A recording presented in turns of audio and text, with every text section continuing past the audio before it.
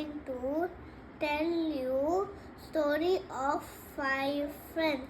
Once upon a time, there were 5 friends. One day, they were fighting. The first one say, I am the best because I point and teach. The second one say, no, I am the best because I am the tallest one. The third one say, no, I am the best because I wear ring. The fourth one say, no, I am the best because when we pray, I come first.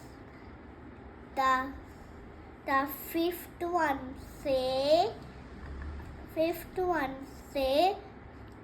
stop fighting.